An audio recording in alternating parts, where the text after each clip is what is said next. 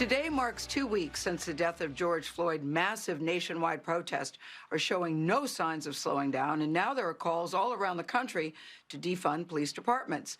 Amid demonstrations in Minneapolis, where Floyd was killed, a majority of city council members announced plans to dismantle the department there in favor of a new system of public safety. They did not say, though, what that may look like. The city's mayor does not support the idea, and he was booed during a weekend rally. In Washington today, Democratic lawmakers are expected to introduce legislation that would overhaul police departments across the country. Among the changes, it would ban the use of chokeholds to subdue suspects and make it easier to prosecute officers for police brutality. Attorney General William Barr told Face the Nation yesterday that he believes systemic racism is not a problem in U.S. law enforcement. Congresswoman Val Demings, who used to be Orlando's police chief, calls it the ghost in the room. The Florida Democrat is on the short list of potential running mates for presumptive presidential nominee Joe Biden. And Congresswoman Demings joins us now from Orlando. Congresswoman, good morning. A lot of news to get to. I want to start with the news out of Minneapolis. The city council voting to dismantle, not just defund, but dismantle and rebuild the police department there. Is that a strategy you could agree with? Well, first of all, let me say good morning to you and everyone. It's good to be with you. There are a lot of things being proposed throughout the nation, and I think it's the direct result of people being hurt, disappointed at what happened to Mr. Floyd. That's all too familiar to them, but also angry and demanding change. And I do believe that everyone has a right to look at any proposal that is put forth, because there desperately needs to be change. I also believe that the council is being very thoughtful in terms of looking at all of the services that police provide. You know, there are some cases that statutorily law enforcement is responsible for investigating. They do a lot of things associated with natural disasters and terrorism. And so what I believe the council, along with law enforcement authorities and other community leaders, will sit down and look at everything and come out with a plan that allows them to keep Minneapolis safe, but also bring the community and the police together in a much needed and long overdue way. Yeah. So, Congresswoman, you mentioned the context there, and you also mentioned that there are statutes that call police into situations where a badge and a gun may not be necessary. So on the question of defunding the police, what many people mean is move that money out of law enforcement hands and into another sort of community engagement fund. Do you support that strategy?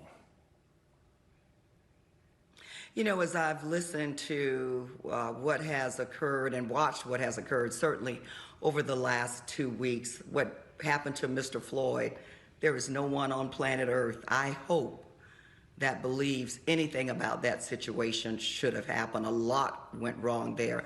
But I'm also reminded of the words of former Chief David Brown out of Dallas, Texas, when he had 5 of his officers executed.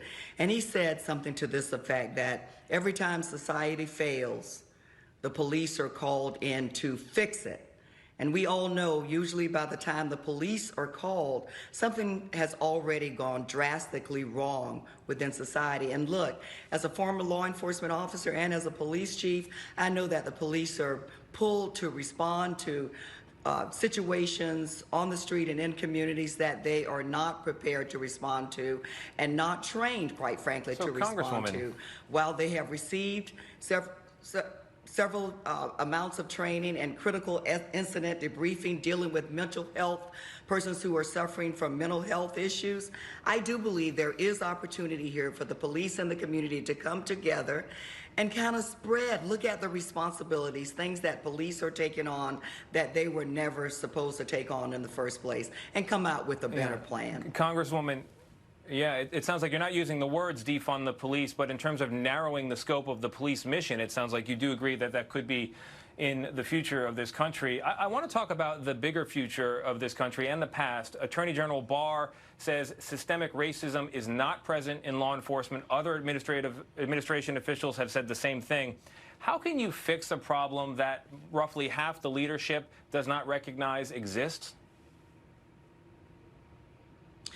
Well, you know, I've said it multiple times long before the tragedy that happened with Mr. Floyd, that racism is and continues to be the ghost in the room. And look, I hear what Attorney General Barr is saying.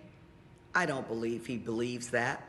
I believe that is just a talking point, and unfortunately, when you fail to publicly admit that there is a problem, then it is extremely difficult to address the problem. And I've also said that the president and certainly the top cop, i.e. William Barr, have a direct responsibility to intervene and say that, yes, we have a problem, but we're going to put the full weight of the White House and the Department of Justice to fixing it, to righting it, and to showing compassion and bringing the country together. Unfortunately, I don't believe the president nor the attorney general have the capability of doing that. And certainly, if they are continuing to stand at the microphone on a public and international stage and say there is no problem, then quite frankly, I think that they have served their usefulness for this country.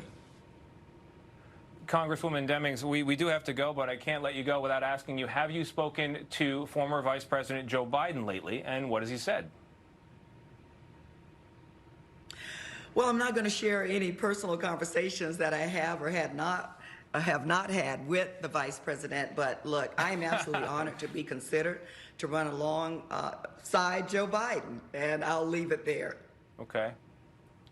All right. Neither confirming or denying the conversations are underway. Congresswoman Val Demings, very well done. Thank you very much. We'll have to leave it there.